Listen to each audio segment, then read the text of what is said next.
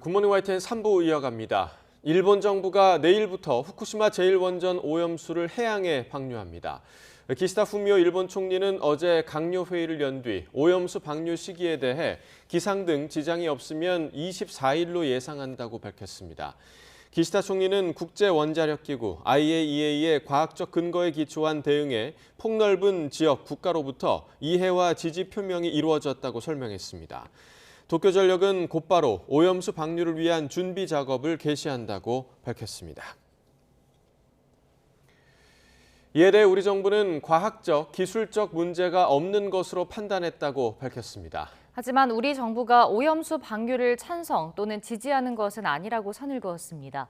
박구현 국무조정실 1차장의 발언 들어보겠습니다.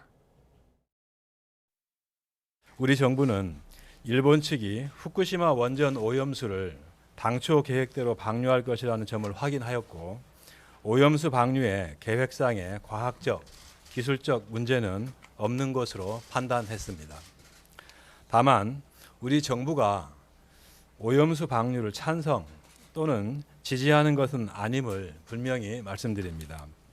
오늘 우리 정부가 내린 판단의 대상은 일본 측의 방류 계획이며 실제 방류가 조금이라도 계획과 다르게 진행된다면 이런 우리 국민의 안전과 건강을 위협하는 것으로 판단해 일본 측의 즉각 방류 중단을 요청할 것입니다. 네, 이러한 일본 정부의 결정에 대해 중국이 주중 일본 대사를 초치해 항의했습니다. 중국 외교부는 순 웨이둥 부부장이 다루미 히데오 주중 일본 대사를 불러 강력히 항의했다고 밝혔습니다. 순 부부장은 오염수 방류 결정에 대해 국제사회의 핵오염의 위험을 전가하고 세계 각국 민중의 복지보다 일본의 사리사욕을 우선시하는 것으로 매우 이기적이고 무책임하다고 비난했습니다. 이어 일본이 잘못된 결정을 철회하고 진실한 태도로 이웃 국가와 소통해야 한다고 촉구했습니다. 홍콩은 일본산 수산물 수입 통제에 착수했습니다. 존 리 홍콩 행정장관은 어제 페이스북을 통해 일본의 오염수 방류에 강력히 반대한다면서 일본산 수산물 수입 통제를 즉시 실시할 것이라고 밝혔습니다. 이어 방류는 식품 안전에 엄청난 위험을, 해양 환경에는 회복할 수 없는 오염과 파괴를 초래한다고 지적했습니다. 그러면서 환경부 장관과 관련 부처에 식품 안전과 공중 보건을 보호하기 위해 즉시 일본산 수산물 수입 통제 조치를 활성화할 것을 지시했다고 밝혔습니다. 북한이 군사정찰위성 발사를 예고한 가운데 미국 정찰기가 한반도 상공에 출격한 모습이 포착됐습니다. 플라이트 레이더 24 등 항공기 추적 사이트에 따르면 미 정찰기 RC-135V 리벳 조인트가 경기도 남양주 상공 등에서 비행하는 항적을 노출했습니다. 리벳 조인트는 첨단 전자 센서로 수백 킬로미터 밖에서 미사일 발사 준비 신호 등을 실시간 포착할 수 있는 미국 정찰 자산입니다. 앞서 북한은 24일 0시부터 31일 0시 사이에 인공위성을 발사할 계획이라고 일본 해상보안청에 통보했습니다. 이에 대해 미 국무부는 유엔 안전보장이사회 대북결의 위반이라며 자제를 촉구했습니다. 미 국무부 대변인은 북한의 위성 발사 계획 통보와 관련한 입장을 묻는 서면 질의에 우주 발사체를 포함한 탄도미사일 기술을 사용하는 북한의 모든 발사는 다수의 유엔 안보리 결의를 위반하는 것이라고 지적했습니다. 그러면서 북한의 추가적인 불법 활동을 자제하고 북한 정권이 진지하고 지속적인 외교에 나설 것을 촉구한다고 밝혔습니다. 미중 간 갈등이 이어지고 있는 가운데 다음 주 미국 상무장관의 중국 방문을 앞두고 미국 정부가 잇따른 화해 제스처를 취하고 있습니다. 중국 기업을 예비 제재 명단에서 제외시키는가 하면 백악관이 나서서 중국의 경기 침체를 원하지 않는다고 밝혔습니다. 워싱턴 권준기 특파원입니다. 미국 백악관은 지난 6월 국무장관과 7월 재무장관에 이어 다음 주 지나 러몬도 상무장관의 중국 방문 계획을 발표했습니다. 27일부터 나흘 동안 베이징과 상하이를 찾아 최근 미국이 발표한 대중국 투자 제한 조치를 설명하고 중국의 새로운 반간첩법 시행에 대한 우려를 전달할 것이라고 밝혔습니다. 백악관은 이번 방문이 가시적 성과를 내기 위한 게 아니라 미중 간 경쟁을 관리하기 위한 차원이라고 설명했습니다. Intense competition requires intense diplomacy. to manage that competition so that it doesn't tip over into conflict, and also so that we create every opportunity to work together with the PRC. 동시에 백악관은 국제 규범을 지키는 한 중국 경제가 안정적인 것이 세계 경제를 위해 좋다고 본다고 말했습니다. 중국의 경기 침체를 미국이 바라고 있다는 중국 일각의 시각에 대해서도 분명한 반대 입장을 전달할 것이라고 강조했습니다. She's there is something we've been saying all along. Contrary to claims by some voices in China that, looking to slow down China's economy or weaken China's economic growth. 상무부는 러몬도 장관의 방중 계획 발표에 맞춰 중국 기업 27곳을 잠정적 수출 통제 대상 명단에서 제외시켰습니다. 블랙리스트에 올라가기 전 단계에 있던 배터리 생산 기업과 센서 제조업체 등을 명단에서 빼기로 결정한 겁니다. 중국 상무부는 양측의 공동 이익에 부합한다며 미국 정부의 조처를 환영했습니다. 백악관은 다만 중국이 청년 실업률 등 여러 정보 공개의 투명성이 부족하다며 이번 상무장관 방문에서도 할 말은 하겠다는 입장을 분명히 했습니다. 워싱턴에서 YTN 권준기입니다.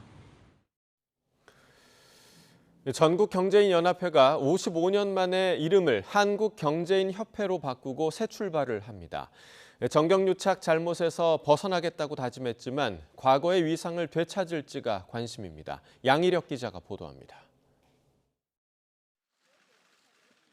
한국경제인협회는 전경련의 초창기 이름입니다. 전경련이 이름을 바꾸는 건 1961년 삼성 창업주 고 이병철 회장 등이 모여 창설했던 당시 초심으로 돌아가겠다는 의미입니다. 산하 연구기관을 흡수 통합해 싱크탱크형 경제단체로 거듭나겠다는 포부도 제시했습니다. 경제계를 대표하는 글로벌 싱크탱크로서의 한국 경제가 나아갈 방향을 제시하고 실천적 대안을 만들겠습니다. 박근혜 정부 시절 미르와 K스포츠재단 출연금 문제로 탈퇴한 4대 그룹도 일단 합류합니다. 관건은 국정농단 사태로 드러난 정경유착을 어떻게 차단할지입니다. 이를 위해 내부 통제 시스템인 윤리위원회 설치를 정관으로 명시하고 윤리헌장도 채택했습니다. 내부적으로 그런 시스템이 안 돼 있어가지고 그런 사건이 터졌다는 게 제일 부끄럽고 그런 사건을 다시는 안 나도록 할 수 있는 그 장치를 만들 수 있는 그런 자신감이 있습니다. 그래서 다만 실질적인 효과를 거둘지에 대해선 의구심을 나타내는 시선이 여전합니다. 전경련 재가입을 논의했던 삼성준법감시위원회도 혁신안에 대해 단순한 선언에 그칠 뿐이라며 실현 가능성에 우려를 나타냈습니다. 이 같은 염려를 반영하듯 삼성 계열사 가운데 삼성증권은 한경협에 불참하기로 했습니다. 결국 정경유착 고리를 끊기 위한 구체적인 방안과 실천이 과거 위상을 되찾는 지렛대가 될 전망입니다. YTN 양일혁입니다. 국민의힘과 정부가 교통비 부담을 덜어주기 위해 지하철과 버스 통합권인 이른바 K패스를 내년 7월 도입하고 대중교통비의 20%를 환급해 주기로 했습니다. 박대출 정책위 의장은 어제 원내대책회의에서 정부가 조만간 발표할 내년도 예산안에 이러한 내용을 담을 예정이라고 밝혔습니다. K패스는 지하철과 버스 등 대중교통을 한 달에 21회 이상 이용할 경우 월 60회 한도 안에서 연간 최대 21만 6천 원을 돌려주는 제도입니다. 박 정책위 의장은 특히 청년층은 연간 최대 32만 4천 원까지, 저소득층은 연간 최대 57만 6천 원까지 환급 혜택을 늘렸다고 설명했습니다. 인천에 있는 아파트 변압기에서 불이 나 전기와 수도가 끊겨 870세대 주민들이 불편함을 겪고 있습니다. 비가 내려 복구 작업이 더디게 진행돼 주민들은 밤새 폭염과 씨름해야 했습니다. 보도에 윤태인 기자입니다. 아파트 단지가 온통 어둠에 휩싸였습니다. 낮에 전기실 변압기에 불이 나면서 6개 단지 모두 전기가 끊긴 겁니다. 정전이 되면서 아파트 단지는 한밤중에도 모두 불이 꺼져 암흑천지인 상황입니다. 무덥고 비 내리는 밤, 선풍기마저 없이 잠을 이루기 쉽지 않습니다. 방송이 나오더라고요. 오늘은 전기가 안 들어온다고. 피부병이 있어가지고 무슨 부작용으로 겨울에도 선풍기를 틀고 사는 사람인데. 정전의 아파트 승강기도 멈추자 고층에 사는 주민들은 휴대전화 불빛에 의지해 겨우 계단을 빠져나왔습니다. 수도까지 끊기면서 구청에서 생수를 지원해주기도 했지만 당장 하룻밤을 보내기에도 역부족입니다. 지금 모텔을 2박 3일로 예약을 해놨습니다. 화장실, 그리고 뭐 수도, 음식물을 이제 다른 곳에서 섭취를 해야 되고, 취사도 이제 취사 자체를 다른 곳에서 해야 되는 게 너무 이제 좀 어이가 없는 상황이죠, 사실은. 변압기에 불이 난 건 어제 낮 1시 50분쯤. 늦은 밤까지 복구 작업에 매달렸지만 불청객 비 때문에 성과는 없었습니다. 복구 작업을 계속 진행하다가요. 비가 조금 많이 오다 보니까 지금은 복구 작업을 일단 일시 중지하고 지금 철수한 상태입니다. 비가 안 왔으면 아마 계속 작업을 진행했었을 것 같아요. 습하고 더운 날씨에 870여 세대 주민들의 불편함은 한동안 이어질 전망입니다. YTN 윤태인입니다. 대낮에 서울 신림동 등산로에서 여성을 성폭행하고 숨지게 한 30살 최 모 씨의 신상공개 여부가 오늘 결정됩니다. 경찰은 오늘 신상공개위원회를 열고 최 씨의 얼굴과 이름, 나이를 공개할지 결정할 예정입니다. 최 씨는 신상공개위원회를 앞둔 어제 머그샷을 촬영하고 공개하는 데 동의했습니다. 머그샷은 경찰이 체포된 범인을 정확히 식별하기 위해 찍는 사진입니다. 지금까지 피의자가 동의해 머그샷이 공개된 사례는 지난 2021년 교제하던 여성의 집을 찾아가 가족을 살해한 27살 이석준이 유일합니다. 지난 6월 창고형 대형마트 코스트코에서 폭염 속에 카트 정리 작업을 하던 29살 노동자가 쓰러져 숨졌습니다. 유족들은 사망 진단서에 온열과 탈수가 명시됐는데도 2달 넘도록 회사 측이 책임 인정이나 사과 한마디 없다며 철저한 산재 조사를 촉구했습니다. 유서연 기자입니다. 낮 최고 33도로 폭염특보가 내려진 지난 6월 19일 코스트코 하남점. 퇴근길 고객 차량이 가득 찬 주차장에 작업 조끼를 입은 직원 2명이 걸어갑니다. 카트 정리 작업을 하다가 숨진 29살 고 김동호 씨의 마지막 모습이 담긴 CCTV 영상입니다. 몸에 이상을 느낀 김 씨가 잠시 쉬겠다며 동료에게 얘기한 뒤 왼쪽 주차장 구석에 쭈그리고 앉습니다. 이후 차량 뒤쪽으로 몸을 옮긴 김 씨가 의식을 잃으면서 더 이상 보이질 않습니다. 3분 뒤 쓰러진 김 씨를 발견한 직원들이 달려와 급히 심폐소생술에 나서고 이어 출동한 구급대원들이 급히 병원으로 옮겼지만 김 씨는 끝내 깨어나지 못했습니다. 뒤늦게 공개된 CCTV엔 20kg에 달하는 카트 수십 개를 옮기며 고된 작업을 하는 김 씨 모습이 그대로 담겨 있습니다. 유족들은 김 씨가 폭염 속에 1층부터 5층 주차장을 오가며 하루 4만 보를 걸을 정도로 혹독하게 일하다가 목숨을 잃었다고 말합니다. 동호가 근무할 때에는 주차장에 냉풍기를 틀어준 적이 단 한 번도 없었고 공기 순환 장치도 제대로 가동되지 않았으며 시원한 물도 5층을 가야 마실 수 있었습니다. 40도가 육박하는 공간에서 노동자를 위해 제대로 지켜진 점은 하나도 없습니다. 김 씨 사망 진단서에는 폐색 전증의 원인이 온열에 의한 과도한 탈수로 명시돼 있습니다. 정해진 휴식 시간은 3시간에 단 15분. 다른 지점보다 카트 관리 근무 인원이 적어서 쉴 틈도 없었다고 유족들은 호소합니다.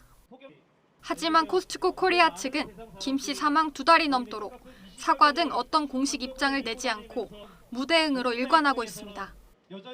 결국 유족들은 코스트코 측의 책임 인정을 촉구하며 철저한 진상규명을 위해 산업재해를 신청했습니다. 주차장 한쪽에서 쓰러져 사망한 청년 노동자와 유가족은 아직도 코스트코에 사과 한마디를 제대로 받지 못했다. 사망 진단서도 전문가도 일반 국민들도 과중한 업무의 온열로 쓰러졌다고 이야기한다. 오직 코스트코만 지금까지 자기 최면을 하며 병사라고 우기고 있다. 여기에 숨진 김 씨의 빈소를 찾은 회사 측에서 지병을 숨긴 게 아니냐고 말한 것으로 알려져 공분을 사기도 했습니다. 저희 동호가 원래부터 병이 있었던 거 아니냐. 그리고 또 한 분은 병인데 숨기고 있어야 했지 않냐 그러면서 막말을 퍼부었다고 그렇게 말을 전해 들었거든요. 고용노동부는 코스트코 코리아 직원과 관계자들을 상대로 참고인 조사를 이어가며 중대재해처벌법 위반 여부 등을 검토하고 있습니다. YTN 유서연입니다.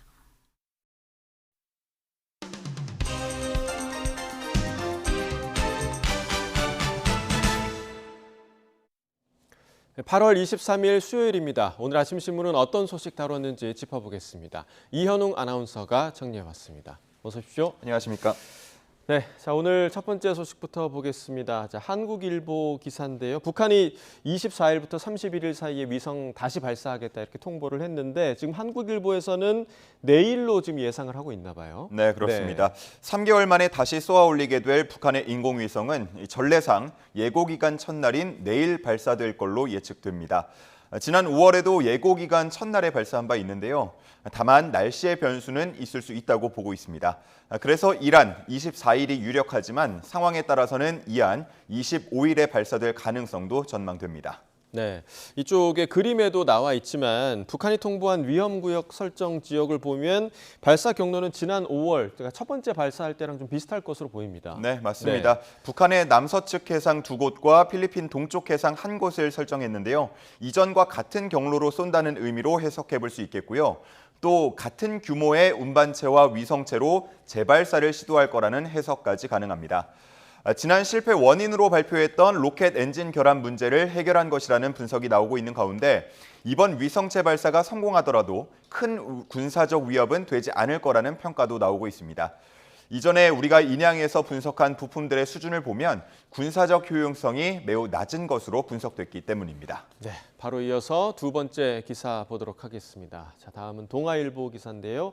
자, 오늘 6년 만에 전국 민방위 훈련이 실시가 됩니다. 그런데 뭐 어디서 어떻게 해야 되는 거냐 이런 반응들이 좀 있을 것 같아요. 네, 맞습니다. 오늘 오후 2시부터 20분 동안 진행됩니다. 먼저 2시가 되면 공습 경보가 발령이 되는데요. 이때 국민들은 신속하게 가까운 대피소나 지하 공간으로 대피를 하시면 되겠습니다. 또 일부 구간에서는 교통 통제도 하게 되는데요. 만약 이곳을 지나고 있다면 우측 갓길에 정차를 한 후에 라디오 등을 통해서 안내 방송에 따라서 행동하면 되겠습니다. 자, 이렇게 15분이 지나게 되면 경계 경보 발령으로 바뀌게 되는데요. 대피소에서 나와서 통행이 가능해지고 차량도 경찰 지도에 따라서 서행하면서 운행을 시작할 수 있습니다. 그리고 20분이 모두 지나게 되면 경보가 해제되고요. 일상생활로 복귀하면 되겠습니다. 네, 국민 여러분들은 사이렌이 울려도 너무 놀라지 마시고 또 만일의 사태에 대비한다 이런 마음으로 좀 참여해 보시면 좋을 것 같고 또 지하철 이용할 때도 참고할 사항이 좀 있다고요? 네, 그렇습니다. 뭐 지하철 운행 자체는 정상적으로 진행이 되지만 공습 경보가 발령 중인 15분 동안은 역사 외부로 나가는 게 통제가 되겠습니다. 자, 그리고 민방위 훈련과 연계해서 소방차 등 긴급 차량 길터주기 훈련도 함께 진행된다고 하니까요. 운전 중이신 분들은 참고하시면 좋겠습니다. 내 주위에 대피소가 어디 있나 네이버와 카카오와 같은 포털 그리고 국민재난 안전포털 등에서 확인이 가능하고요. 지금 화면에도 나가고 있는데 서울의 구간 나가고 있습니다. 이외의 교통통제 구간에 대해서는 행안부와 각 지자체 홈페이지를 통해서 확인하실 수 있겠습니다.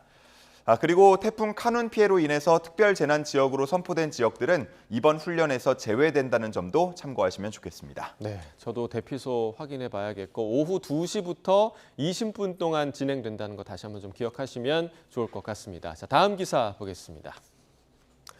자, 제목을 보면요. 흉악범에 대한 교도소를 만들고 또 피해자 치료비 전액 지원을 검토한다. 어제 그 당정협의회에서 나온 내용인가 봐요. 그렇습니다. 네. 먼저 흉악범 교정을 강화하기 위해서 흉악범들을 따로 모아두는 전담 교도소 운영을 추진한다고 합니다. 그리고 피해자에 대해 치료와 간병비 등을 전액 지원하는 방안도 검토되는데요. 구체적인 안이 마련되기 전까지는 일정 기준을 넘더라도 추가 지원이 가능하도록 특별 결의를 활성화할 방침이라고 합니다.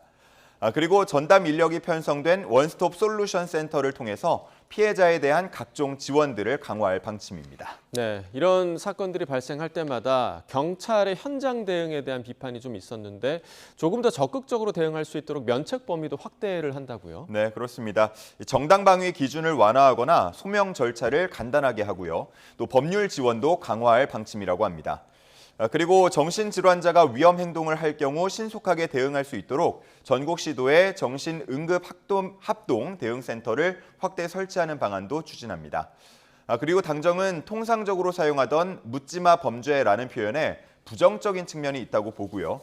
이상 동기 범죄로 용어를 변경하기로 했습니다. 네, 지금 나온 그 방안들이 대체로 이제 사후 그런 대책들이 굉장히 좀 많거든요. 그러니까 예방을 위한 대책들도 좀 검토가 돼야 하지 않을까라는 생각이 듭니다. 자, 다음 기사 보겠습니다. 자, 중국이 이제 단체 관광을 허용하면서 유커들의 컴백에 대한 기대감이 굉장히 높은데 우려할 만한 부분도 굉장히 좀 많은가 봐요. 맞습니다. 네. 우선 여객 노선 회복이 더디다는 점이 문제인데요. 7월을 기준으로 보자면 코로나 이전에 비해서 한 62% 정도만 중국 노선에 대해서 회복이 됐다고 합니다. 노선 회복이 더디면 아무래도 항공료가 비쌀 수밖에 없어서 단체 관광 허용의 수혜를 완전히 누릴 수 있는가에 대한 의문이 생기고요. 또 유커가 주 고객이던 중저가 호텔과 대형 관광 식당들이 코로나 불황을 견디지 못하고 문을 닫은 곳이 많다는 점도 걱정을 더하고 있습니다. 네, 자 지금 뭐 호텔이나 식당을 언급해 주셨는데 그 외에도 여러 인프라가 많이 무너져서 좀 걱정이 된다 이런 우려가 있더라고요. 그렇습니다. 뭐 전세 버스도 그렇고요, 버스 기사도 그렇고 모두 다 부족할 걸로 예상이 되고 있습니다. 관광 안내사나 통역 가이드도 마찬가지입니다. 코로나 사태를 겪으면서 직업을 바꾼 경우가 많다고 하는데요. 유커가 이렇게 돌아온다고 해서 다시 현장으로 복귀할지는 미지수입니다. 그럴 경우 자격이 없거나 또 부족한 인력들이 투입될 수 있겠는데요. 한국 관광의 질이 떨어질까 우려하는 시선들이 나오고 있습니다. 문체부와 한국관광공사 등은 9월 말 중국 연휴 기간에 유커들이 한국을 많이 찾을 걸로 보고 중장기적인 관광 상품과 콘텐츠 개발을 준비하겠다고 밝혔습니다. 네, 우리에겐 분명히 기회가 될 수 있는 그런 기간인데 준비가 안 돼서 기회를 놓치는 그런 일이 발생하지 않았으면 좋겠습니다. 자, 마지막 기사 보겠습니다. 자, 7년 만에 유학생이 서울대 졸업생 대표로 연설을 한다. 이 학생이 그 학생인가 봐요? 네, 맞습니다. 지금 사진에 나와 있는 주인공 독일 출신 유학생 두빈스키 니나 씨입니다. 학교 생활도 모범적으로 했다고 하고요. 또 학내 봉사단에서 활동하면서 사회봉사 활동을 많이 한 점이 인정을 받았습니다. 또 이런 다양성 같은 부분도 고려가 되면서 이번에 졸업생 대표 연사를 맡게 됐습니다. 이렇게 유학생이 대표 연사를 맡게 된 건 7년 만이라고 합니다. 네, 보통 그 해외 대학에서 우리나라 학생들이 연설을 하는 내용 가끔 이제 보도를 통해서 접하긴 했는데 좀 새로운 감이 듭니다. 네, 그렇습니다. 한글과 한국 문화가 좋아서 한국을 찾았다는 니나 씨, 한국에서 생활하면서 한국인 특유의 정에 빠져들었다고 하는데요. 무거운 짐을 들고 버스를 탔을 때 한 어르신으로부터 도움을 받은 기억을 떠올리면서 한국인의 특유의 따뜻함과 또 친절함에 반했다고 인터뷰했습니다. 그래서 졸업 후에도 한국을 떠나지 않고 조금 더 오래 머물 계획이라고 하는데요. 현재는 국제기구나 NGO에 취직하는 걸 목표로 하면서 앞으로 더 나은 세상을 만드는 데 본인도 이바지하고 싶다고 말했습니다. 네, 굿모닝 브리핑 오늘 여기까지 듣겠습니다. 이현웅 아나운서와 함께했습니다. 고맙습니다. 감사합니다.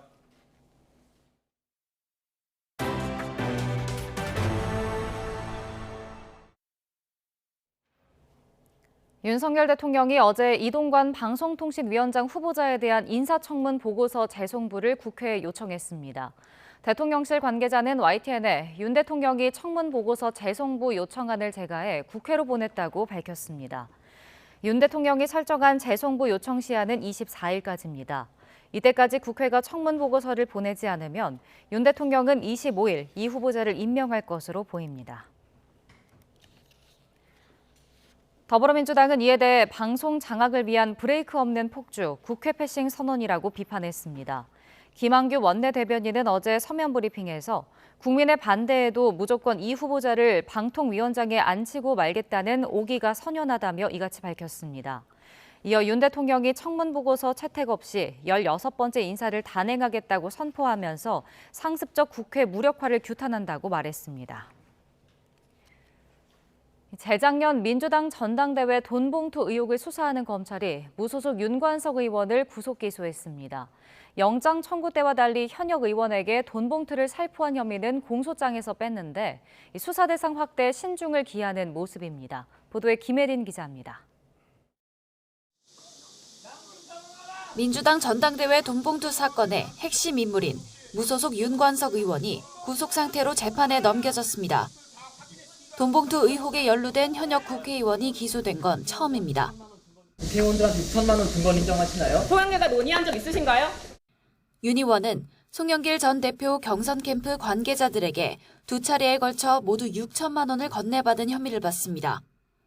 송 전 대표를 당선시킬 목적으로 현역 의원에게 살포할 금품을 명시적으로 요구했다는 게 검찰 판단입니다. 하지만 윤 의원이 300만 원씩 든 봉투 20개를 직접 현역 의원에게 뿌렸다는 혐의는 일단 공소장에서 빠졌습니다. 앞서 검찰은 윤희원의 구속영장 청구서에 돈봉투 살포 혐의를 적시하고 영장실질심사에선 수수자로 의심하는 민주당 의원 10여 명의 실명을 거론한 바 있습니다. 검찰 관계자는 돈봉투 수수 의원을 당장 공소장에 담는 대신 윤희원을 상대로 계속 수사할 방침이라고 설명했습니다. 해당 의원은 물론 민주당 차원의 거센 반발이 불보듯 뻔한 상황에서 수사 대상을 대폭 확대해 정치적 논란을 키우기보다는 정밀 특정 작업을 지속해 반박할 수 없는 증거 관계를 탄탄히 구축하겠다는 판단으로 보입니다. 수수 의원 특정을 위해 검찰은 지난 17일에도 송 전 대표 전직 비서 주거지를 압수수색하기도 했습니다. 바로 다음 날엔 경선 캠프 식비를 대납한 것으로 의심되는 송 전 대표 지인 회사를 수색하는 등 불법 정치자금 실체를 밝히는 데에도 수사력을 모으고 있습니다. 윤희원을 재판에 넘긴 검찰은 당분간 수수 의원 특정 작업과 불법 정치자금 수사를 병행해 나가겠다고 밝혀 민주당 현역 의원 줄소환이 현실화하기까지 검찰 수사가 장기전이 될 수 있다는 전망도 나옵니다. YTN 김혜린입니다. 1심에서 징역 30년을 선고받고 수감 중 도주를 모의한 라임 사태 주범 김봉현 전 스타모빌리티 회장이 탈옥 계획을 실행할 의도는 없었다고 주장했습니다. 서울 고등법원에서 어제 열린 김 전 회장의 횡령 혐의 항소심 재판에서 검찰은 김 전 회장이 쓴 탈옥 계획서를 증거로 냈습니다. 계획서에는 작전팀과 구출팀 등 탈옥을 위한 역할 배분과 필요 인원, 검찰 내부 조감독, 구치소 구조 등이 담겼습니다.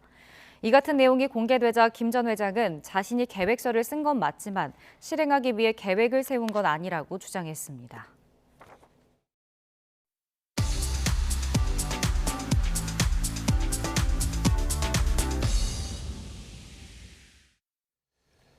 경제 소식을 빠르고 친절하게 전달해드립니다. 오늘 굿모닝 경제는 석병훈 이화여자대학교 경제학과 교수와 함께하겠습니다. 교수님 어서 오세요. 어서 오십시오.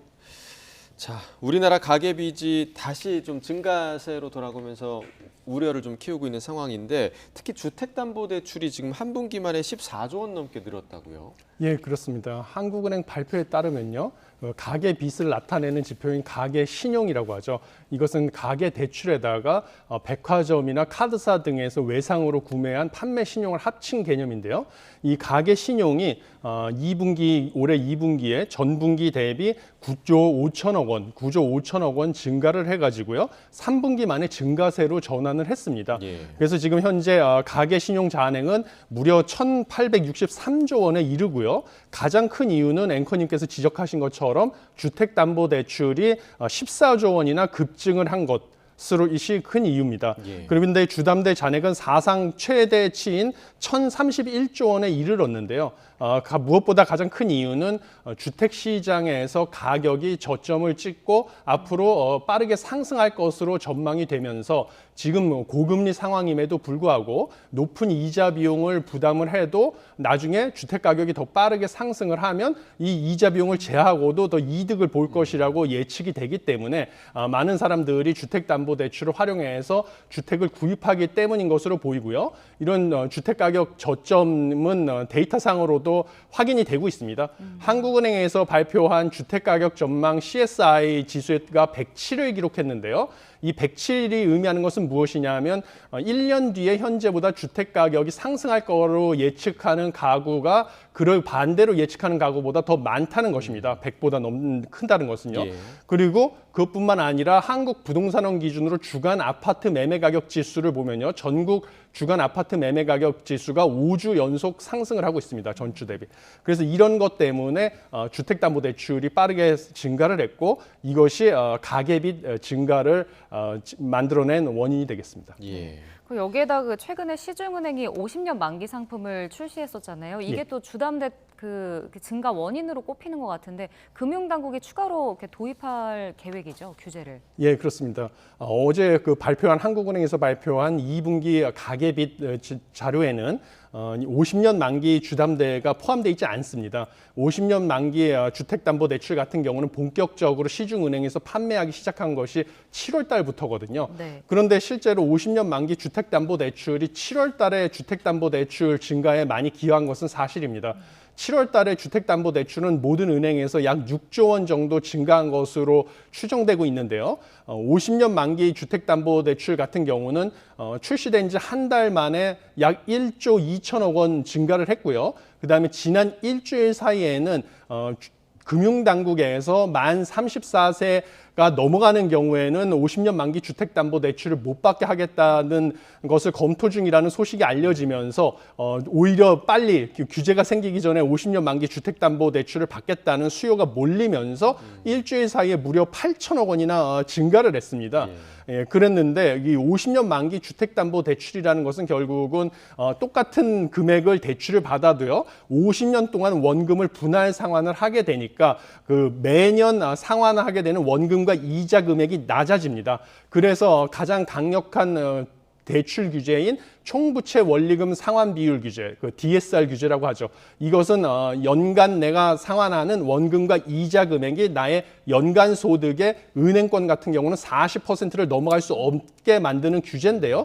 이 DSR 규제를 하에서도 더 많은 금액을 받을 수 있는 그런 상품이었습니다.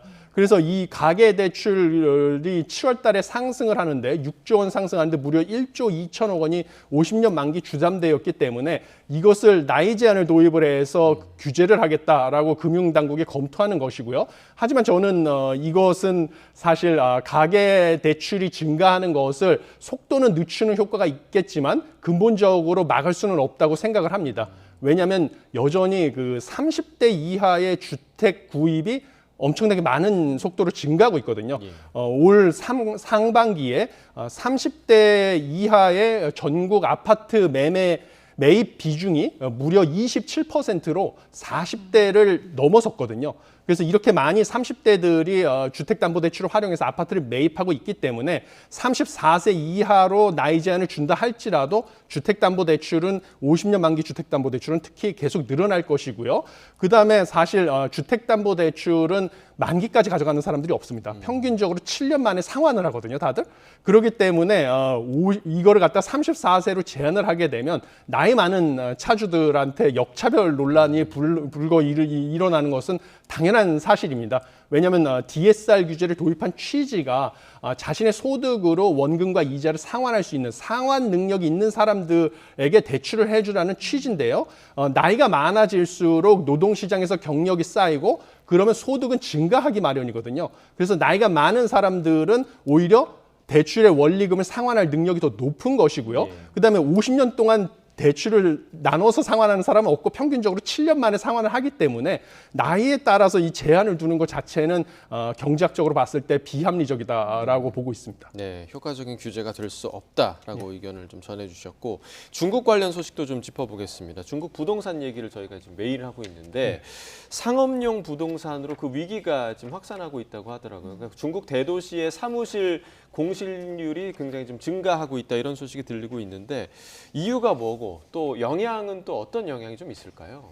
예, 중국의 사무실 공실률, 특히 베이징 같은 경우는요, 사무실 공실률이 급증하고 있습니다. 예를 들어서 베이징을 보게 되면 2018년 같은 경우는 7%였는데요. 지금 계속 올라가다가 2022년 같은 경우는 16.3%에 달했고요. 2023년 2분기 기준으로 무려 18.3%까지 급증을 했습니다.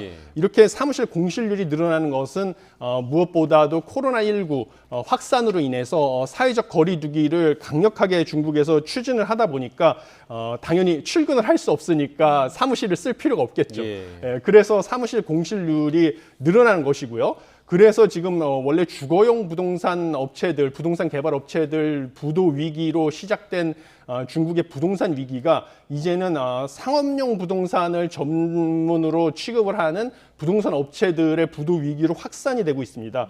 그래서 최근에 소호 차이나라고 해서요. 특히 이 베이징 지역에 상업용 부동산을 가지고 있는 업체가 세금을 갖다가 내지 못하는 1년 전에 부과된 세금인데요. 세금을 내지 못하는 그 금액이 약 3,644억 원입니다. 이 세금을 납부하지 못하는 것이 지금 드러났습니다. 그러다 보니까 은행에서 빌린 돈도 있거든요. 약 7,750억 원, 거기다가 이자 같은 경우 20억 원인데요. 이것도 당연히 못 낼 가능성이 크죠. 세금도 못 냈는데 은행의 원리금도 못 낼 가능성이 커가지고요. 이 소호 차이나가 부도가 나게 되면 역시 이 부동산 위기가 주거용 부동산에서 상업용 부동산 업체로 확산이 되고 이 부동산 위기발 중국의 경기 침체 우려는 더 커지는 것으로 보이고요. 그다음에 설상가상으로 부동산 업체들이 이렇게 위기가 직면하게 되면 사실 중국의 지방 정부들이 코로나19 때 여러 가지 재정 지출을 늘려가지고 지방 정부의 부채 규모가 크게 늘어났습니다. 그래서 IMF 추정에 따르면 약 66조 위안의 부채를 지방 정부들이 가지고 있는데요. 이것은 2022년 중국의 GDP가 약 121조 원인 것으로 보면 그 GDP의 뭐 절반이 넘어가는 어마어마한 규모입니다. 근데 지방 정부의 그 세수의 절반 이상이 부동산 세수인데요. 이 부동산 기업들이 연쇄적으로 도산을 하게 되면 세수를 거둬들일 수가 없기 때문에 지방 정부의 부채 위기도 점점 점증하고 있는 상황입니다. 이래서 뭐 중국의 그 재정 정책으로 경기를 부양하기도 점점 어렵고, 그 다음에 인민은행에서 그래서 기준금리를 인하해서 경기 침체 위기에 대응하려고 했으나 기준금리를 인하하게 되면 또 위안화, 중국의 통화인 위안화의 가치가 계속 떨어져서 위안화가 달러 대비 환율이 계속 상승하는 그런 우려가 있어서 이번에 중국에서 기준금리를 갖다가 단기금리만 0.1%포인트 인하하고 장기금리는 그대로 동결하는 이런 시장의 기대에 못 미치는 기준금리 인하를 해서 이것도 역시 경기 부양 효과가 시장의 기대에 못 미칠 것이다라는 우려를 자아내고 있는 상황입니다. 네. 뭐 이렇게 중국 경기 침체 영향도 있고 이 침체가 길어질 수 있다는 전망 때문인지 국제 원자재 가격 상승세도 좀 주춤하고 있는 것 같더라고요. 뭐 국제 유가, 광물 가격 보면 요새 내림세를 보인다고요. 예, 그렇습니다. 사실 중국이 원유를 전 세계에서 제일 많이 수입하는 나라였는데요. 중국이 지금 경기 침체가 장기화되면서 부동산 침체가 돼서 특히 건설 산업에서도 경유를 쓸 일이 별로 없어지고요. 그다음에 부동산 경기가 하락이 되면 중국의 소비 지출이 줄어들고 소비 지출이 줄어드니까 제조업들이 당연히 제품을 만들어낼 일도 없습니다. 네. 그래서 제조업에서도 역시 석유를 사용할 일이 없게 되다 보니까 중국에서 원유 수요도 둔화될 것이고요. 원유뿐만 아니라 광물들, 구리, 아연, 니켈에 대한 수요도 둔화될 것이 예상이 됐었습니다.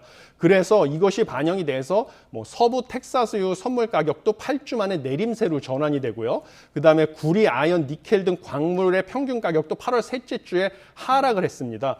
그리고 석유 가격 같은 경우는 최근에 그 유가가 워낙 상승을 하니까요. 미국이 이란과 그 화해 무드를 조성을 하면서요. 이란의 원유 생산량을 증산할 것을 유도를 했습니다. 그래서 이란이 2019년 대비 1일 원유 생산량을 무려 40%나 증산을 한 것이 국제 원유 가격을 하락하는 그런 주로 요인이 돼가지고요. 이런 것은 우리 기업들 같은 경우도 좀 혜택을 볼 수 있는 여지가 생겼습니다. 네. 자, 이런 상황 속에서 미국이 중국에 화해 손짓을 하고 있다. 저희 뭐 보도로도 전해드렸는데 다음 주에 미 상무장관의 방중을 앞두고 중국 기업의 수출 제한 조치를 대거 완화를 했습니다. 갑자기 왜 이러지? 이런 생각도 좀 드는데 그 배경이 좀 어디에 있다고 보시나요?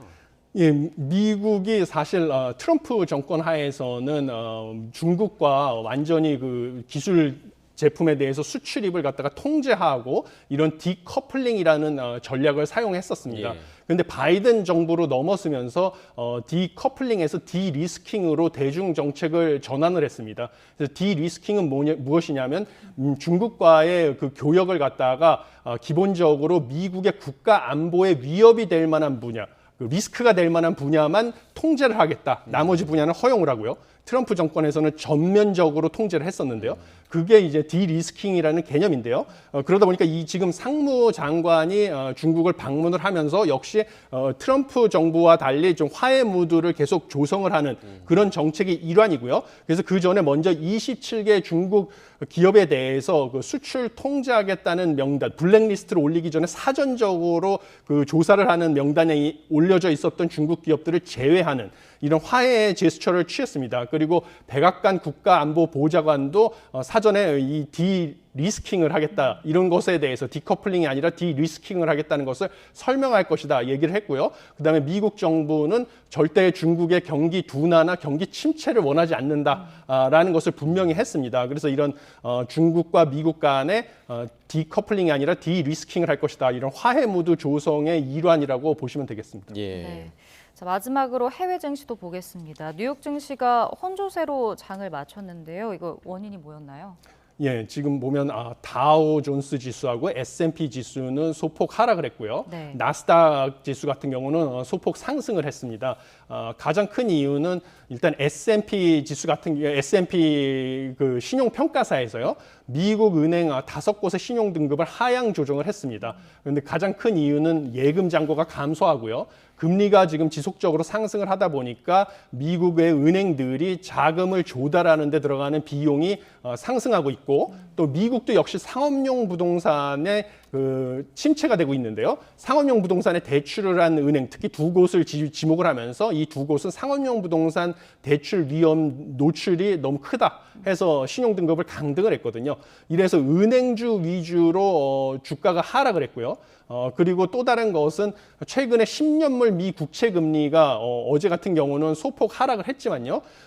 이 잭슨홀 미팅, 올해 이번 주에 있을 잭슨홀 미팅에서 제롬 파월 의장이 연설을 할 것인데요.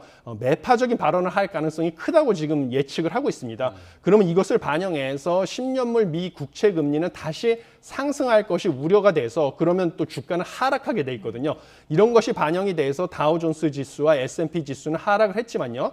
나스닥 지수 같은 경우는 엔비디아 실적이 발표가 될 것인데요. 엔비디아 실적이 좋을 것이다라는 전망이 확산되면서 오히려 나스닥 지수는 상승을 하는 이런 현상이 지속되고 있습니다. 네, 알겠습니다. 굿모닝 경제 오늘 여기까지 듣겠습니다. 석병훈 교수와 경제 이야기 나눠봤습니다. 고맙습니다. 감사합니다.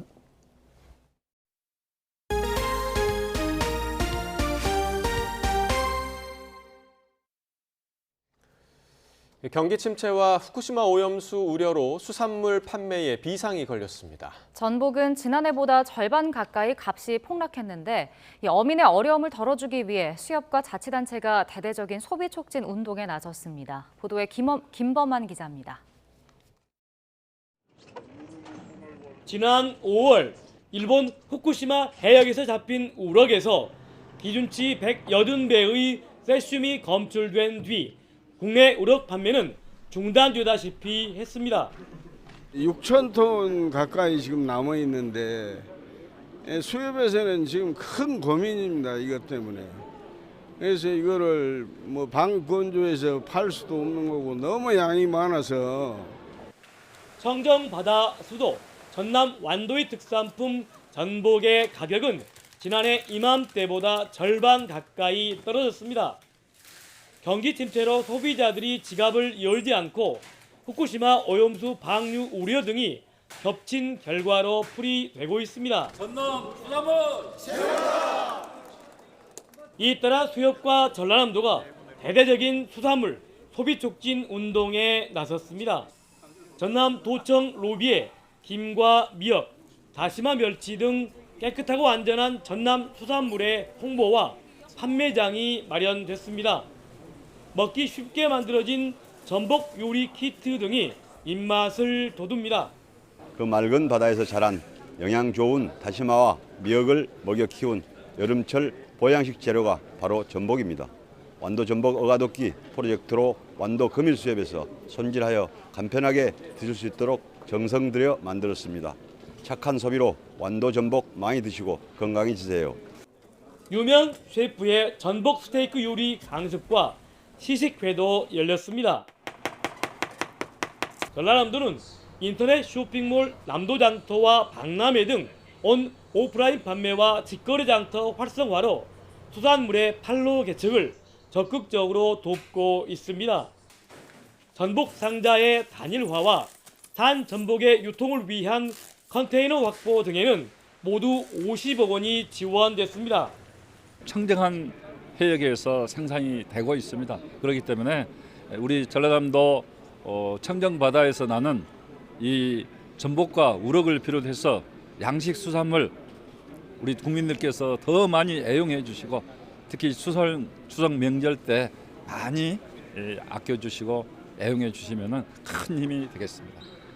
지난해 전라남도의 수산물 생산량은 전국의 59%인 1,865톤. 전라남도는 대형 외식업체와 연계해 새로운 메뉴를 개발하고 아마존 등을 통해 외국 수출에도 박차를 가할 예정입니다. YTN 김범환입니다. 정부가 미래 기후 변화에 대한 고려 없이 물과 식량 분야 정책을 추진했다는 감사 결과가 나왔습니다. 기후 변화를 반영해 다시 예측한 결과 물 부족은 기존보다 2배 넘게 심각해지고 곡물 생산량도 크게 감소하는 것으로 조사됐습니다. 보도에 한현희 기자입니다. 지난 2021년 6월 환경부는 제1차 국가 물관리 계획을 발표했습니다. 기후변화에 대응하고 지속 가능한 물관리 체계를 만들겠다는 목표를 세웠습니다. 10년에 걸친 중장기 프로젝트였습니다. 하지만 기본 계획을 세울 때 1966년에서 2018년에 과거 기상 패턴이 재현된다는 가정 아래 물 수급을 예측한 것으로 나타났습니다. 감사원이 같은 분석 모델로 미래 기후변화 시나리오를 반영해 시뮬레이션했더니 기존 정부 전망보다 2배가 넘게 물 부족이 심화할 것으로 분석됐습니다. 대규모 물 수요가 발생하는 산업단지를 선정하는 과정에서도 물 부족 위험 등을 고려하지 않은 것으로 확인됐습니다. 최근 3년간 산업단지 지정 계획에 포함된 산단 207개를 분석한 결과 생활용수가 부족한 지역에 단지 조성 계획이 잡힌 곳이 44군데에 달했습니다. 식량 문제 정책도 사정은 비슷했습니다. 농식품부는 과거 추세에 기반한 예측으로만 적정 쌀 재배 면적을 설정한 것으로 드러났습니다. 감사원이 다시 시뮬레이션한 결과 국내 쌀 생산성은 20% 감소하고 밀과 콩, 옥수수 등 국제 곡물 생산량은 최대 30%까지 줄어드는 것으로 전망됐습니다. 그런데도 정부는 기후변화에 따른 주요 곡물 수입국의 수급 변동을 예측하지 않은 채 식량 안보 정책을 수립, 추진했다고 감사원은 지적했습니다. 해수부 역시 수산자원 관리 정책을 추진하면서 미리 해수 온도 등 기후변화 요소를 반영하지 않은 채 수산자원 관리 정책을 시행해온 것으로 확인됐습니다. 감사원은 해당 부처에 미래 기후변화 요인을 고려해 정책 목표를 재검토하는 등 개선 방안을 마련하라고 통보했습니다. YTN 한현입니다.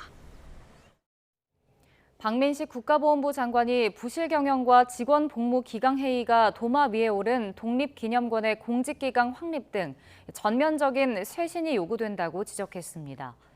박 장관은 독립기념관을 방문해 업무 보고를 받는 자리에서 공공기관 경영평가 결과와 한국 독립운동 임명사전 대필 의혹 사건 등을 언급하며 이같이 질타했습니다. 앞서 독립기념관은 지난 6월 발표한 공공기관 경영평가에서 미흡 등급을 받아 기관장 경고 조치를 받았습니다.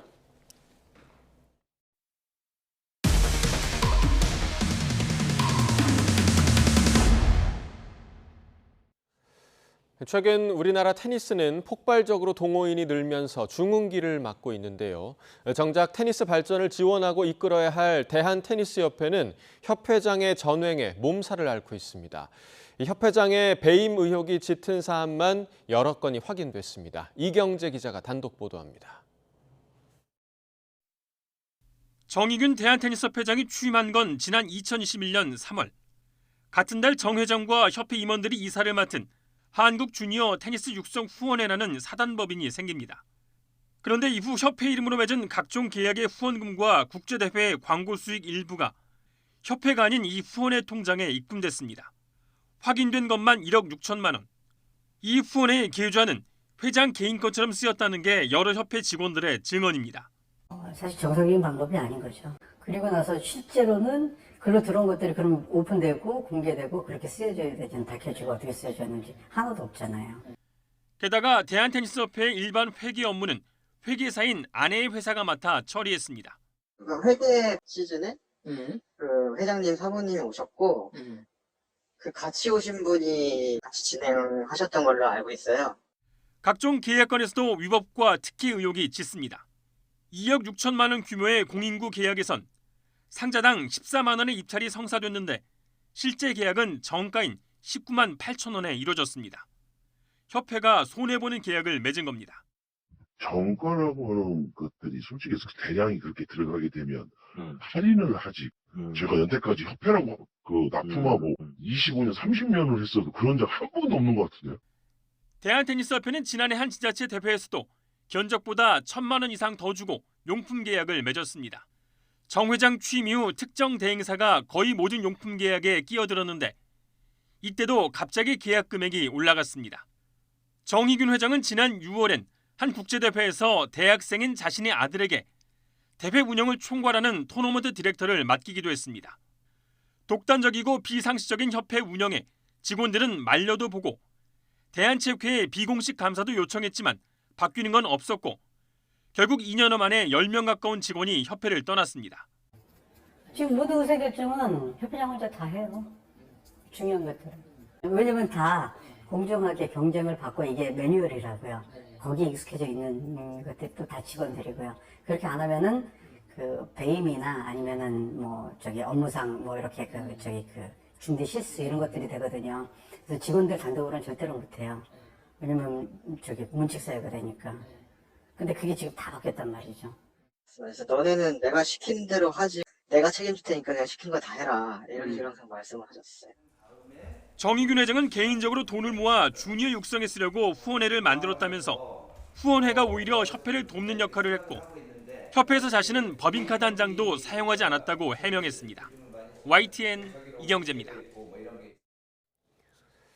정부가 과학기술 분야 연구개발 예산을 8년 만에 삭감했습니다. 인공지능과 양자, 반도체 등 국가전략기술 예산은 올해보다 늘었지만 기초연구와 정부 연구기관인 출연연에 대한 투자가 줄었습니다. 최소라 기자입니다. 내년도 주요 연구개발 예산이 올해보다 13.9% 줄어든 21조 5천억 원으로 책정됐습니다.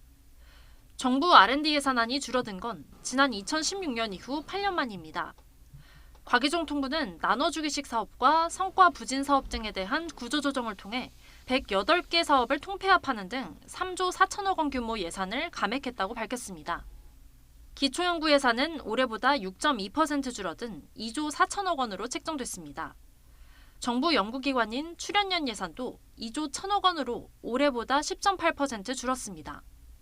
다만 별도의 재원 1천억 원을 조성해 혁신 연구 성과 창출이 가능한 출연연 연구협력단에 집중 지원하겠다는 방침입니다. 전체 R&D 감소율인 13.9%보다는 적은 감소율이며 연구기관의 운영에 필수적인 인건비, 경상비는 전년 수준을 유지하였습니다. 국가 안보와 신산업 창출 관점에서 전략적으로 중요한 국가 전략기술 예산은 올해보다 6.3% 증가한 5조 원으로 책정됐습니다. 이 가운데 첨단 바이오와 인공지능, 사이버 보안, 양자, 반도체, 2차 전지, 우주 등 7대 핵심 분야에 대해서 투자를 대폭 확대합니다. 또 국내와 해외 기관의 협동 연구를 지원하고 국내 젊은 연구자들이 해외 선도 연구에 참여하도록 하는 글로벌 R&D 지원에 2조 8천억 원을 투입합니다.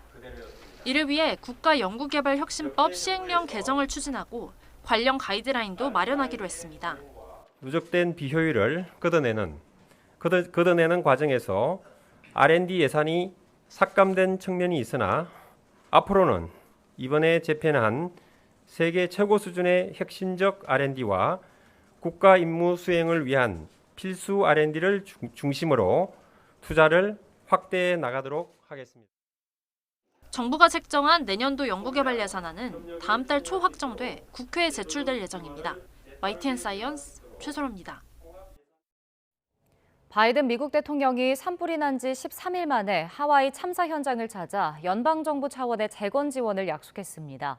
하지만 늑장 대응 논란을 반영하듯 일부 주민들은 불만을 표출했습니다. 유재용 기자가 보도합니다. 바이든 대통령은 부인과 함께 최대 피해 지역으로 온통 잿더미로 변한 마우이 섬 라하이나 지역 현장을 살펴봤습니다. 희생자들을 예도하고 유가족들과 슬픔을 함께하면서 150년 넘은 반얀트리 나무가 살아남은 것을 들어 회복과 재건에 대한 희망을 강조했습니다. I believe it's a very powerful symbol of what we can and will do to get through this crisis. 그러면서 마우이의 전통과 문화, 땅을 존중하는 방식으로 재건을 지원하겠다고 약속했습니다. Not the way others want to build. We're going to rebuild the way the people of Maui want to build. 하지만 바이든 대통령의 차량이 이동하는 길가에는 일부 주민들이 나와 팻말을 들고 정부에 보다 적극적이고 신속한 조치를 촉구했습니다. I've seen things about him supposed to be dropping $700 to every household that's lost someone, but that's not enough for everybody. 특히 일부는 욕을 나타내는 가운데 손가락을 치켜 세우기도 했다고 외신은 전했습니다. 바이든 대통령은 불이 난 지 사흘 뒤 하와이를 재난지역으로 선포하고 연방 차원의 지원을 지시했지만 이후 해변에서 휴가를 즐기는 모습을 보이면서 늑장 부실 대처 논란에 휩싸였습니다. 한편 조 시그린 하와이 주지사는 서마우이섬을 제외한 하와이의 다른 지역은 안전하다면서 마우이섬의 빠른 회복과 재건을 위해 관광객 등의 방문을 환영한다고 밝혔습니다. YTN 유재용입니다. 출근길 서울은 약한 비가 내렸다 그치기를 반복하고 있습니다. 절기 처서인 오늘은 비가 내리며 심한 더위도 누그러지겠는데요. 다만 중서부와 호남, 제주도를 중심으로는 시간당 30에서 60mm 안팎의 국지성 호우가 예상됩니다. 곳에 따라 벼락과 돌풍도 동반될 것으로 보이는 만큼 피해 없도록 각별히 유의하시기 바랍니다. 현재 레이더 화면부터 살펴보도록 하겠습니다. 서해상과 남해상에서 비구름대가 유입되면서 서쪽 지방과 제주도에 비가 내리고 있습니다. 특히 제주도에는 시간당 30mm 안팎의 장대비가 집중되고 있는데요. 이들 지역을 중심으로 호우특보가 확대 강화할 것으로 보입니다. 이미 전남 신안과 진도에는 호우경보가 내려진 가운데 특보 지역을 중심으로 빗줄기가 강해졌다 약해지기를 반복하고 있습니다.